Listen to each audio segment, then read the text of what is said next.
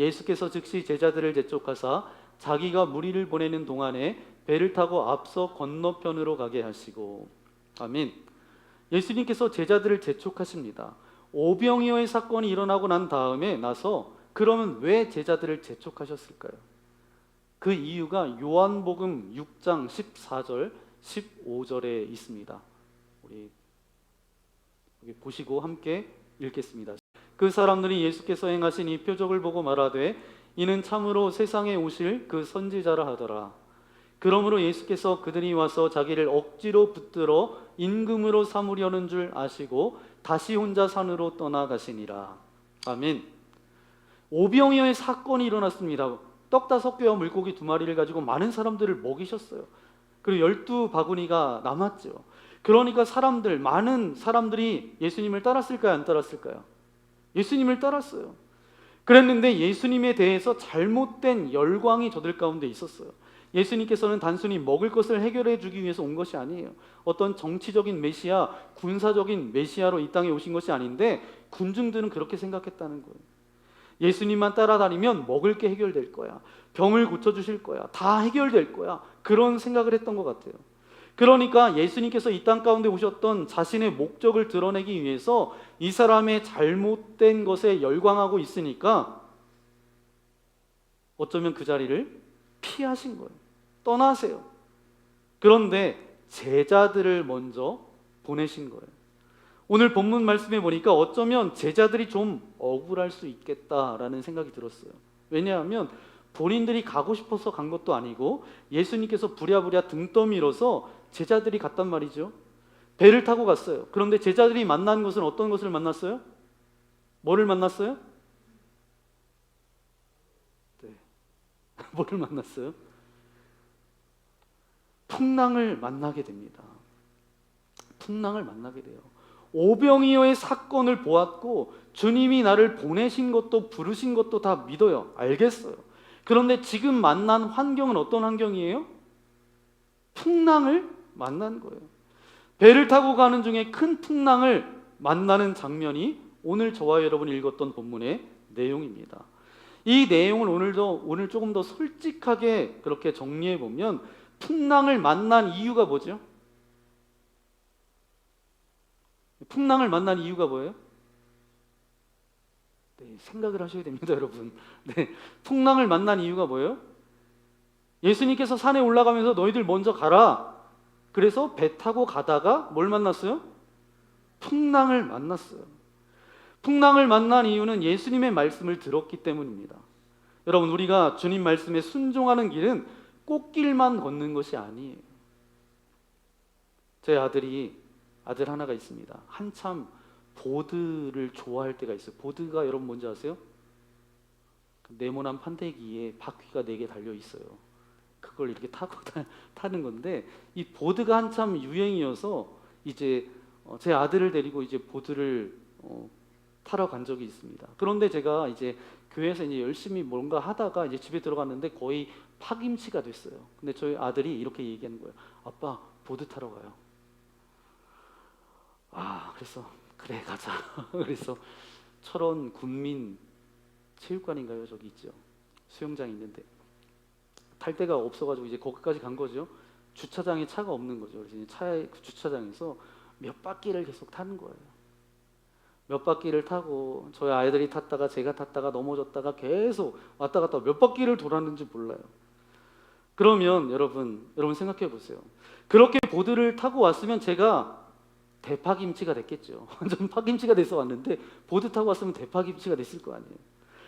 그런데 여러분, 대파김치가 된 게 아니라 아들과 더 친밀감이 생기더라고요. 참 희한한 게 뭔지 아세요? 재현아, 양치하고 이제 씻고 자야지. 그랬더니 네 아빠. 그러면서 이제 양치하고 와서 아빠 사랑해요. 그리고 이제 가서 자는 거예요. 여러분, 이 아버지와 친밀감이 있으면 순종이 되어지더라고요. 그 순종의 핵심은 바로 뭐냐면 친밀감이에요.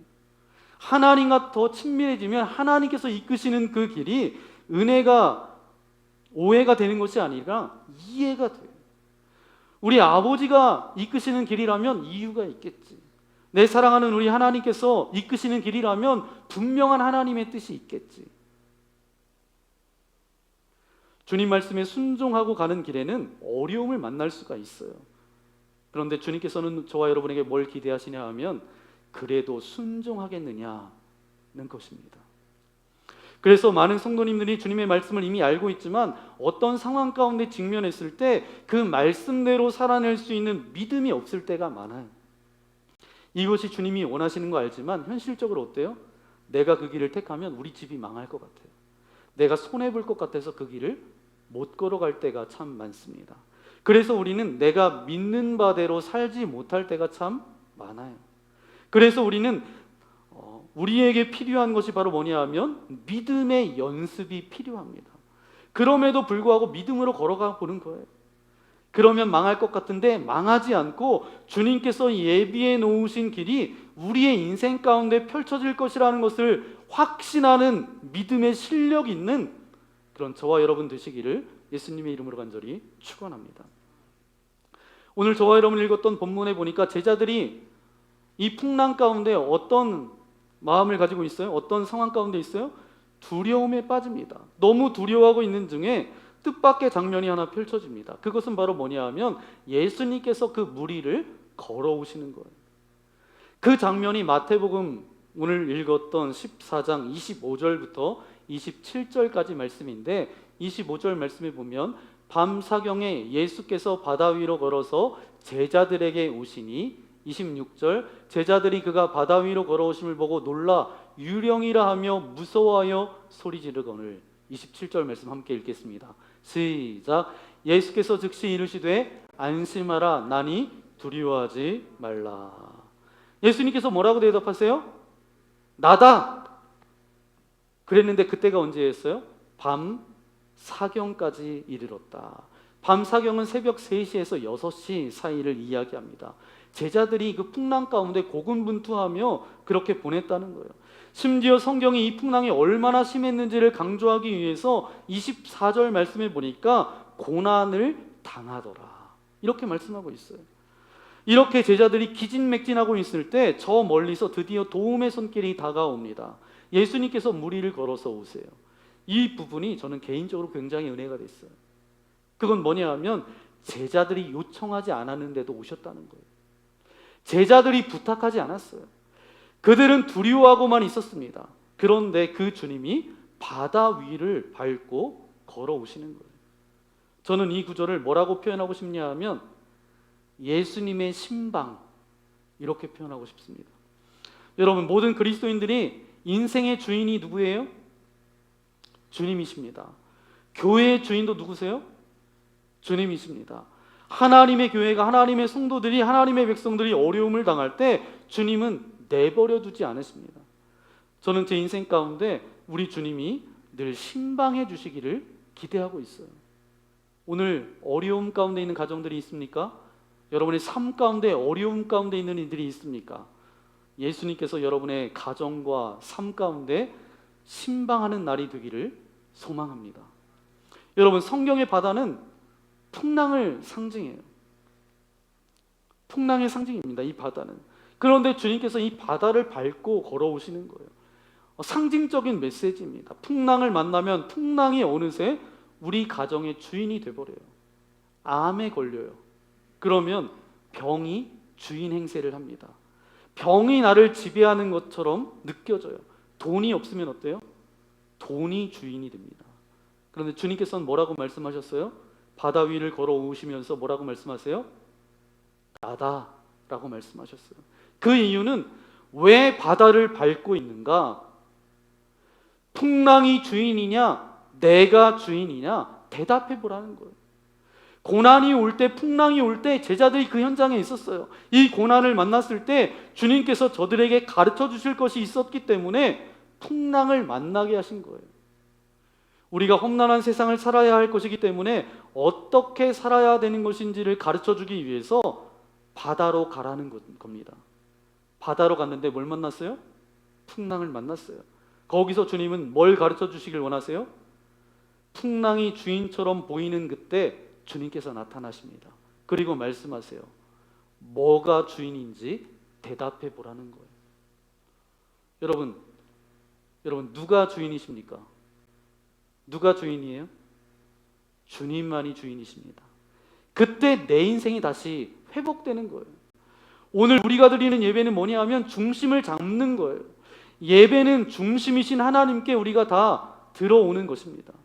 내가 병들어도 죽어가는 순간에도 내가 중심이 아니라 주님이 중심이 되셔야 돼요. 만약에 주님이 중심이 되지 못하면 다른 모든 것들이 우리의 중심이 돼서 우리를 조종하고 지배당하는 삶을 살아간다는 거죠. 그런데 여러분, 오늘 본문 말씀에 보니까 코믹한 것이 있습니다. 처음에 제자들이 예수님을 알아보지 못했다라는 거예요. 예수님께서 오시니까 26절 말씀 함께 읽겠습니다. 시작. 제자들이 그가 바다 위로 걸어오심을 보고 놀라 유령이라 하며 무서워하여 소리 지르거늘. 아멘. 제자들이 예수님을 알아보지 못한 정도가 아니에요. 뭐라고 예수님을 말하고 있어요? 유령이다. 우리나라로 치자면 귀신이다. 그러면서 무서워했다는 거예요. 어떤 분들은 그렇게 이야기합니다. 어둡고 그 폭풍이 막 치고 풍랑이 부니까 당연히 못 알아봤지 않을까요? 못 알아봤지 않았을까요? 그렇다면 못 알아봤다라면 그래도 누구세요 정도는 그렇게 물어봐야 되잖아요. 누구세요? 그런데 다짜고짜 뭐라고 이야기해요? 유령이다. 이건 단순히 어두워서 그런 게 아니에요. 그들이 조금이라도 믿음을 가지고 있었다라고 한다면, 예수님을 기다렸다라고 한다면 이런 말이 안 나오죠. 여러분, 아빠가 집에 이제 늦게 들어올 때 늦게까지 안 자고 이제 그 아이가 아빠를 기다리는 거예요. 문가에서.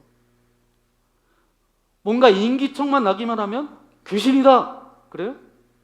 아니죠. 뭐라 그래요? 아빠야? 그러고 막 나가는 거잖아요. 왜요? 아이는 온통 누구를 기다렸기 때문에? 아빠를 기다렸으니까. 이 말은 뭐냐면 제자들이 만약에 이 폭풍 속에서 예수님을 기다렸다라고 한다면, 그런 믿음을 가지고 있었다고 한다면 예수님이세요? 주님이세요? 이렇게 물어봤어요.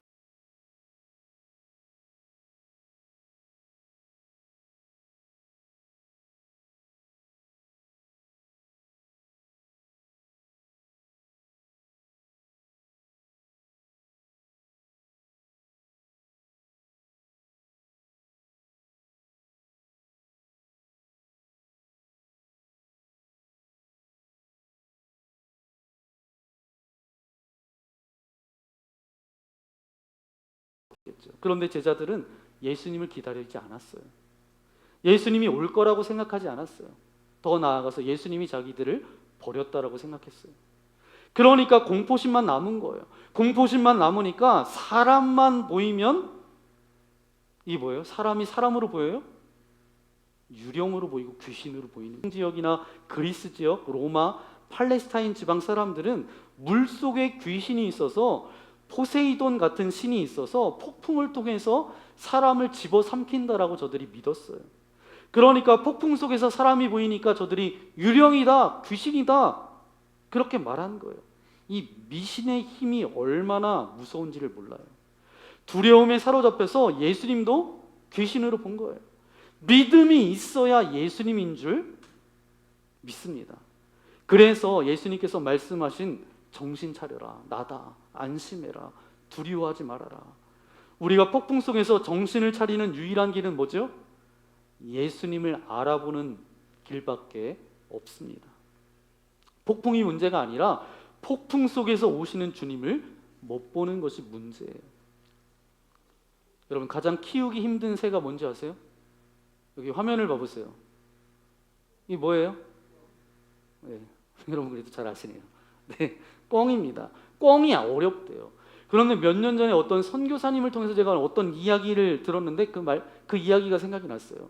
꿩을 키우는 농장에 이 선교사님이 찾아가신 거예요. 꿩이 이제 날아가 버리고 도망가야 될 그 꿩들이 닭처럼 이렇게 있는 거예요.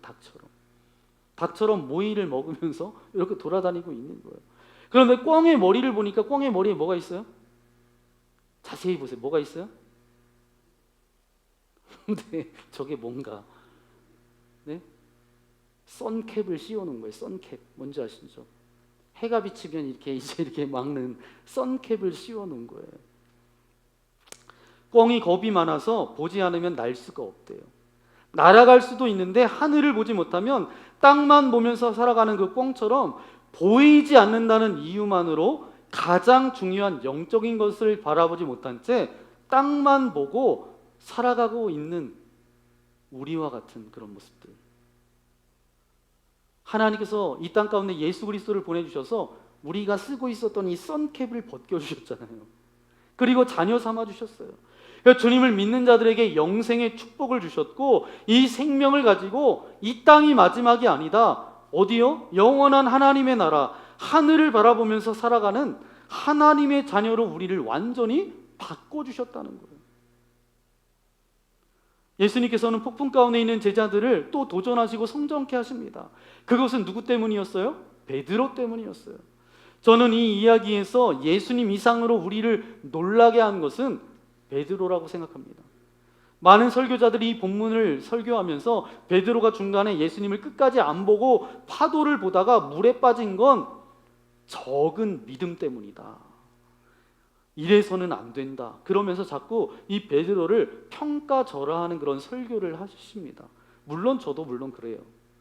그래도 베드로는 배 안에 웅크리고 있던 11 제자보다는 훨씬 나았다는 거예요. 베드로는 적은 믿음이라도 있었지만 11 제자는 그런 믿음조차도 없었어요. 사실 처음 물 위로 걸어오신 예수님을 보고 전부 다 뭐라고 이야기했어요? 네, 여러분 눈을 뜨셔야 돼요. 네, 오늘 예배를 드리시는데 눈을 감으시면 안 돼요. 네, 눈을 뜨세요. 저를 보세요. 눈을 감으시면 사단에게 넘어지는 거예요. 눈을 뜨셔야 돼요. 이 아침에 잠자다가 그냥 연속으로 이렇게 계속 계시면 안 됩니다. 네. 베드로는 적은 믿음이라도 가지고 있었어요. 그랬는데 11 제자는 그런 믿음조차도 없었습니다. 사실 처음에 물 위를 걸어오신 예수님을 보고 전부 다 뭐라고 불렀어요? 유령이다, 귀신이다. 그랬다가 예수님인 걸 확인하고 나서 이제 안도의 한숨을 쉬고 있었어요. 갑자기 베드로가 근데 뭐라고 이야기해요? 주님, 저도 물 위를 걸어보고 싶다고. 그랬더니 옆에 듣고 있었던 11 제자가 어땠을까요? 기절하는 줄 알았어요. 일찍부터 난 네가 또라이인 줄 알았는데 여기서도 이렇게 이야기할 줄은 몰랐다. 여러분, 그 전에도 없었고 그 후에도 없었고 감히 물 위를 걷겠다라고 나선 사람은 이 베드로밖에 없었어요. 베드로 안에는 예수님께서 말씀하시면 나도 물 위를 걸을 수 있다라는 믿음이 있었어요. 저는 이런 면에서 베드로가 대단한 사람이라고 생각되어져요. 베드로가 우리에게 가르쳐주는 교훈이 있습니다. 물 위를 걷기 위해서는 일단 배 밖으로 나와야 돼요. 기적을 체험하길 원한다면 하나님의 부르심에 용감하게 순종하는 결단이 있어야죠. 그래놓고 그냥 배 안에 엎드려 앉아서 주님 기적을 보여주세요. 지가 나가지도 않는데 무슨 기적을 경험할 수 있겠어요? 우리 대개 집안에 웅크리고 앉아있으면 집안에만 있으면 안전할 거라고 생각하잖아요. 결코 그렇지 않습니다. 여러분, 집이 얼마나 위험한 데인 줄 아세요? 미국이나 한국에서 거의 3분의 1이 집에서 죽어요.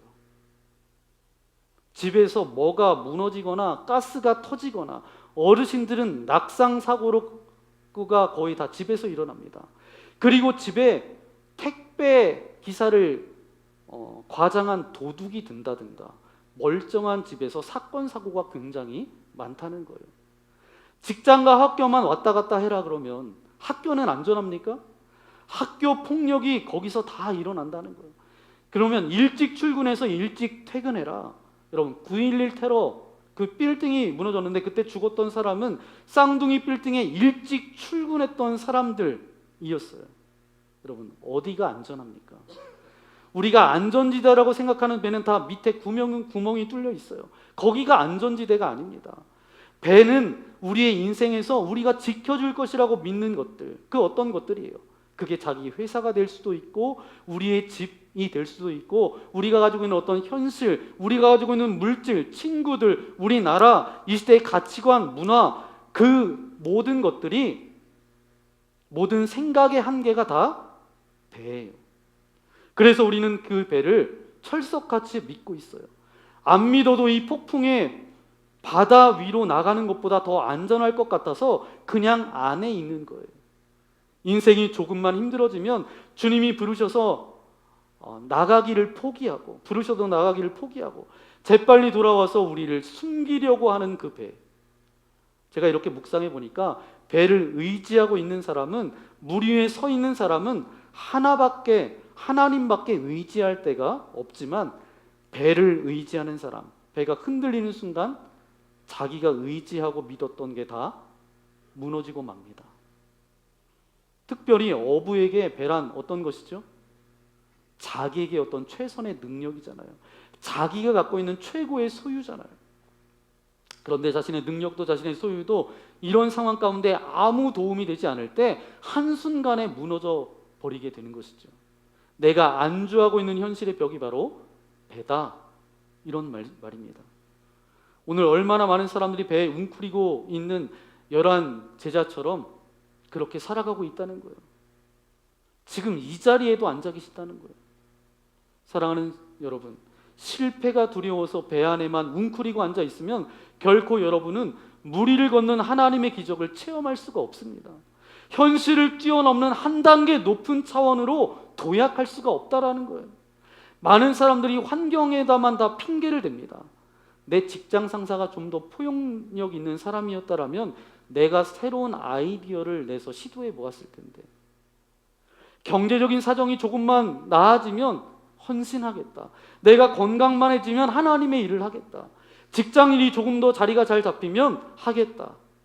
그러나 혹시나 했더니 역시나라는 거예요. 여러분, 항상 우리의 환경은 폭풍이 어느 정도는 치고 있어요. 완벽한 환경이 생겨서 순종하는 것이 아니라 순종하면 환경이 극복됩니다. 사랑하는 여러분, 이 세상에서 가장 애처로운 비극은 실패한 인생이 아니에요. 성공도 실패도 두려워서 아무것도 시도하고 도전하고 트라이하지 못하는 매너리즘에 빠져서 덜덜 떨면서 이거 할 걸 그러면서 끝나는 인생이에요. 껄껄거리면서 끝난다라는 거예요. 여러분, 주님 앞에 20년, 30년 후에, 40년 후에 주님 앞에 갈 때에 여러분의 인생을 돌아볼 때 여러분은 어떤 후회를 남기시겠습니까? 그렇게 할 수 있었는데, 줄 수 있었는데, 주지 못했던 사랑의 선물 말할 수 있었는데, 참아 못했던 사랑의 말들 막을 수 있었는데, 못 막았던 잘못된 일들 시도해 볼 수 있었는데, 남들 앞에 실패하는 것이 두려워서 해보지 않았던 것들, 하나님이 분명히 하라고 맡겨주신 일이었는데 내가 갖고 있는 것을 잃게 될까봐 두려워서 따르지 않았던 그 모든 후회됨들, 여러분, 폭풍의 바닷속에서 여러분을 부르시는 하나님의 부르심에 응답하지 않았기 때문이 아닐까요? 그렇다라는 거예요. 그런 분들이 있다라면 여러분, 두 손을 가슴에 얹고 오늘 이렇게 기도해 보십시오. 주님, 혼자가 아님을 깨닫는 예배가 되게 하옵소서. 주님과 함께 다시 갈릴리 바다로, 내 인생의 갈릴리 바다로 나아갑니다.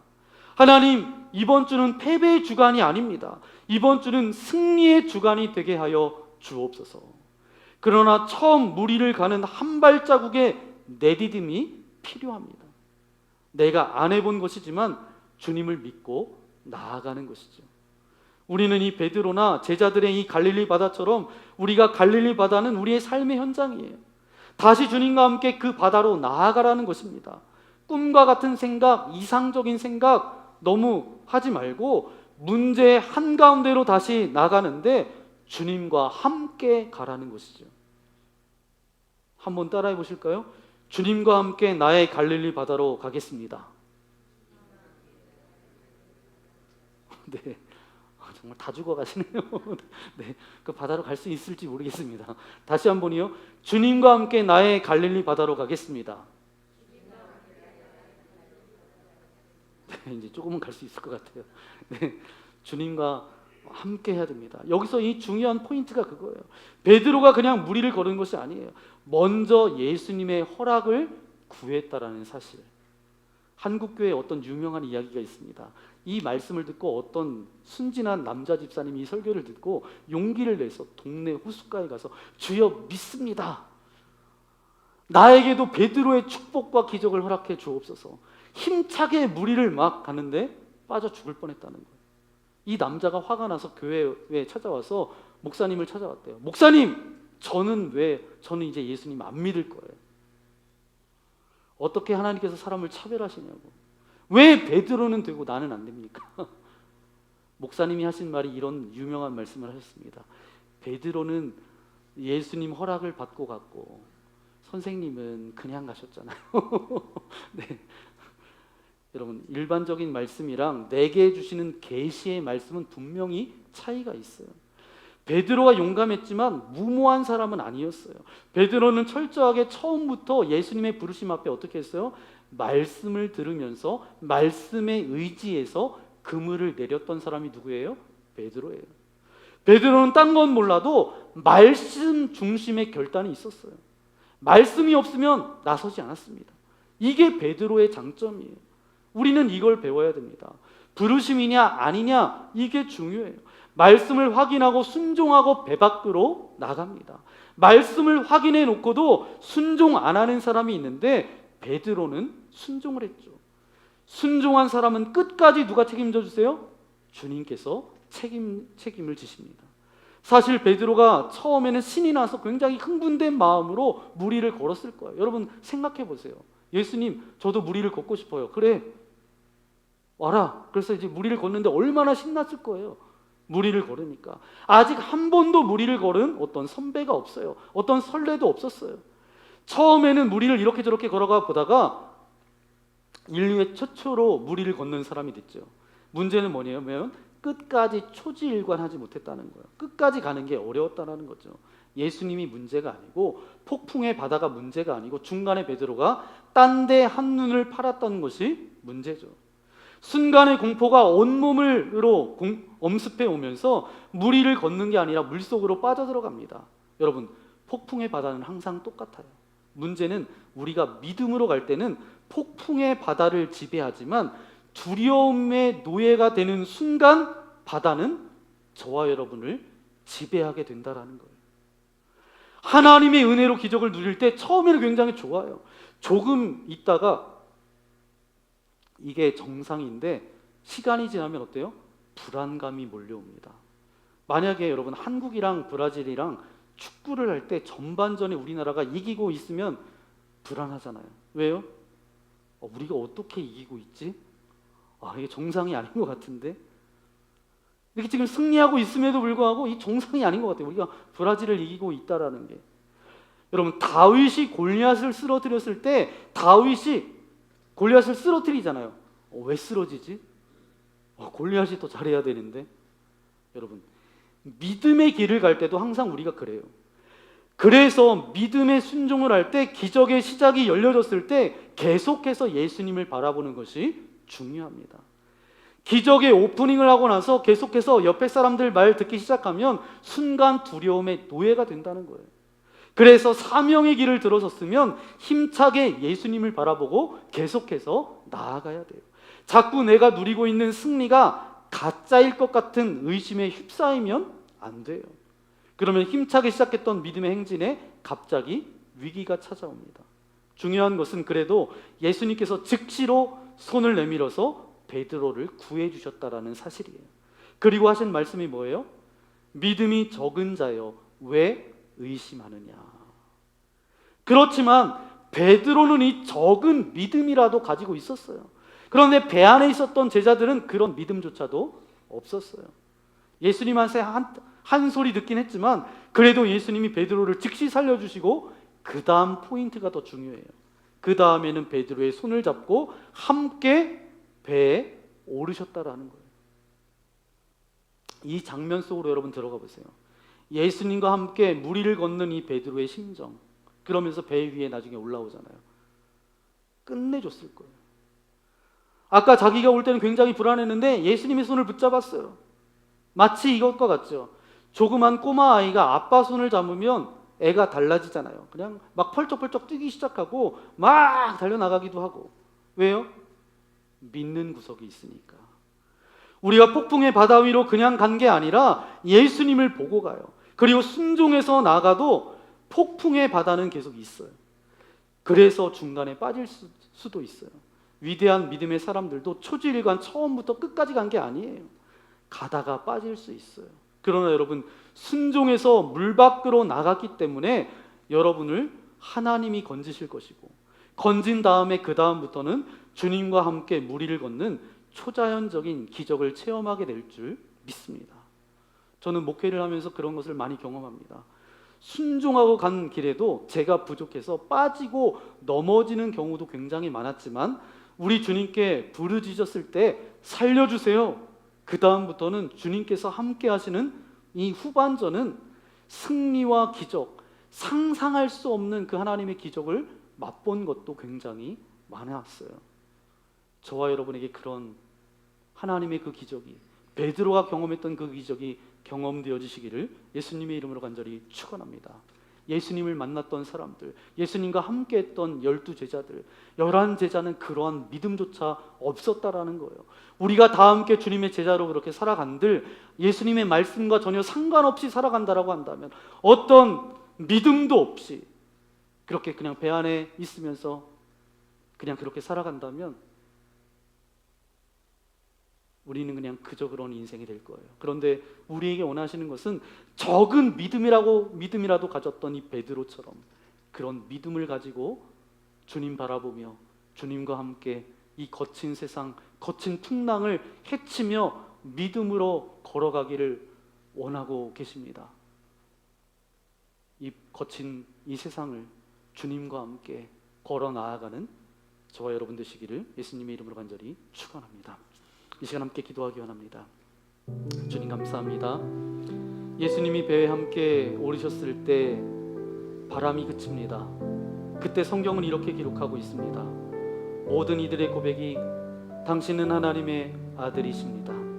여러분, 기적이 일어나지 않아도 주님이 함께 하시는 것을 깨닫는 사람은 이렇게 고백합니다. 주님이 하셨습니다. 주님이 나를 붙들고 계십니다. 주님은 전능하신 하나님이십니다. 이 시간 기도할 때, 하나님, 우리가 이번 주도 또 갈릴리 바다로 나아갑니다. 내 문제가 많은 고난의 광야 같은 삶의 현장으로 또 나아갑니다. 그런데 혼자가 아닙니다.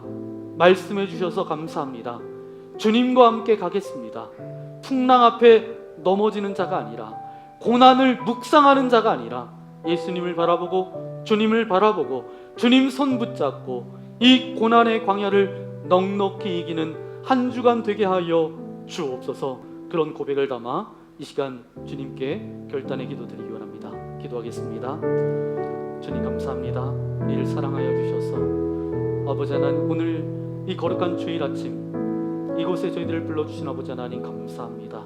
주님, 베드로를 통해서 다시 한번 아버지 하나님 우리 스스로의 믿음을 점검할 수 있도록 인도하신 주님 감사합니다.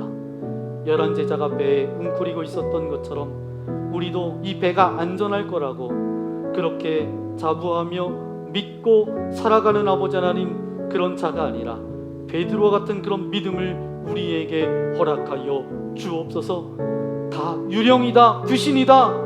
그런데 예수님을 알아보고 베드로가 제가 무리를 걷기 원합니다, 저도 걸을 수 있도록 해달라라고, 그때 그 베드로가 주님 바라보며 그 풍랑 가운데 걸어갔던 그 믿음을 우리가 바라봅니다. 거친 풍랑이 있는 이 세상 가운데 우리가 주님 바라보며 걸어갈 수 있도록 도와주시고, 주님 손 붙잡고 걸어갈 수 있도록 우리에게 믿음의 믿음을 더하여 주옵소서. 그래서 날마다 하나님께서 함께 하셨던 그런 간증의 고백이 우리의 인생 가운데 넘쳐나게 하시고, 우리의 모든 삶의 질고와 문제들이 아름답게 풀려지는 은혜의 고백들이 넘쳐날 수 있도록 우리와 함께하여 주옵소서. 이 모든 말씀 우리 구주 예수님의 이름으로 간절히 기도하옵나이다. 아멘. 오늘 말씀을 생각하면서 함께 우리 찬양하기 원합니다. 주품에 라는 찬양인데요, 오늘 말씀의 그 상황과 그 환경 속에 여러분 들어가서 베드로가 되어서 또한 11제자가 되어서 있을 수 있지만 베드로처럼 그런 믿음을 가지고 이 찬양의 고백을 함께 고백하기를 원합니다.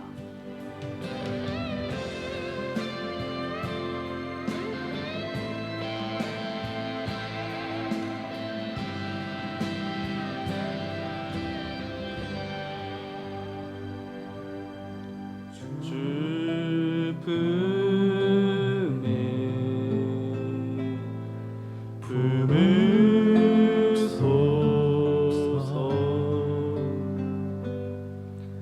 능력에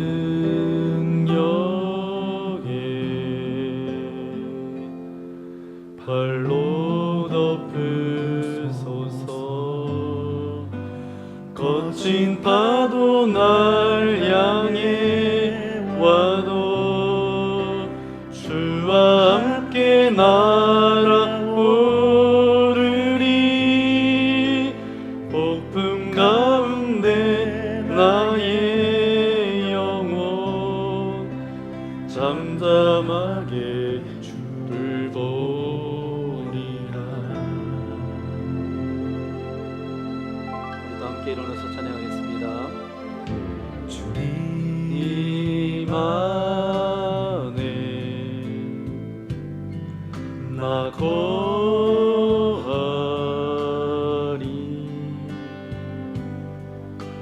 주 능력 나 잠잠히 믿네. 거친 파도 날 향해 와도 주와 함께 날아오르리.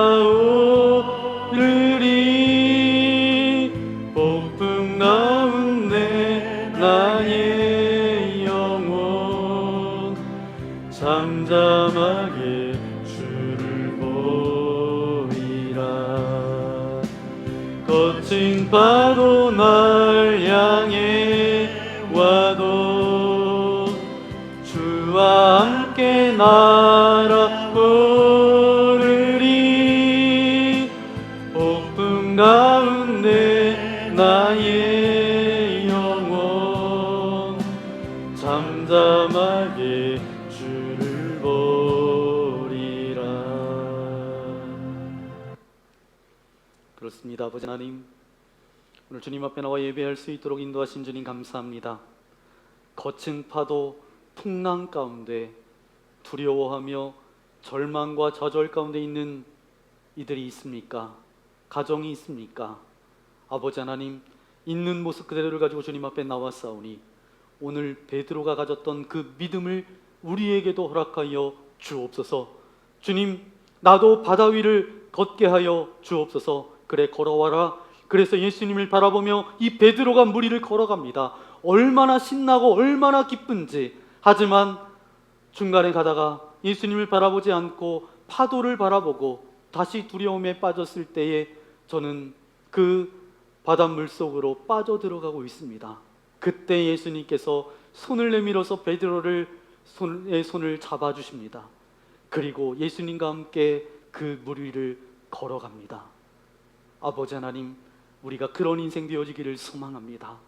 때로는 우리가 거친 파도와 같은, 거친 폭풍과 같은 이 세상 가운데 살아가면서 주님을 바라보지 못했을 때에 두려움이 우리의 주인이 되어서 우리가 물속에 빠져들어가는 것처럼 그런 삶을 살아갈 수도 있지만, 다시 손 내밀어 주시는 주님의 손을 붙잡았을 때에 우리가 주님과 함께 그 폭풍을 걸어가는 기쁨을 우리에게 허락하여 주실 줄 믿습니다. 그런 간증의 고백들이 우리의 삶 가운데 넘쳐날 수 있도록 함께하여 주옵소서. 11 제자는 그냥 배 안에서 그것만을 바라보고 있었습니다. 그냥 바라보기만 하는 그런 주님의 제자들이 아니라 베드로와 같은 제자로 이 땅 가운데 살아갈 수 있도록, 그런 적은 믿음을 가지고서라도 이 땅을 살아갈 수 있는 우리 모두가 되어줄 수 있도록 은혜 내리어 주옵소서. 그래서 이번 주간이 패배하고 절망하고 좌절하는 한 주가 아니라 승리하며, 예수님께서 나와 함께 하셨습니다. 그런데 아름답게 사용되어지게 하셔서 또한 우리의 삶 가운데 빈궁이나 궁핍이 찾아오지 않으며 날마다 믿음의 주에 온전케 하시는 주님을 바라보며 승리하는 우리의 모든 삶 되어질 수 있도록 역사하여 주옵소서. 근심과 염려와 두려움들은 떠나가게 하시고 모든 질병들은 사라지게 하셔서 모든 것에 온전한 회복의 기쁨을 맛보는 우리가 되어질 수 있도록 은혜 내리어 주옵소서. 6월 한 달 함께 하신 아버지 하나님 감사합니다. 새롭게 시작하는 6월, 이제 7월 한 달도 주님 손에 의탁합니다.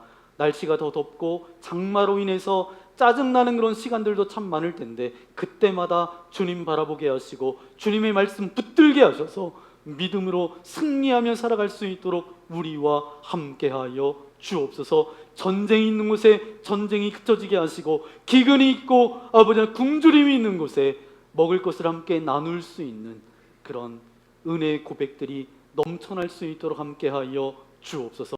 이제는 우리 구주 예수 그리스도의 크신 은혜와 하나님 아버지의 넓으신 사랑하심과 성령 하나님의 위로교통 함께하여 주심이, 예수님과 함께 그 바다를 걸어가겠습니다. 결단하며 나아가는 주의 거룩한 자녀들 머리머리 위에, 저들의 가정과 자녀들과 저들의 모든 삶 위에 이제로부터 영원토록 함께하옵시기를 간절히 축원하옵나이다. 아멘.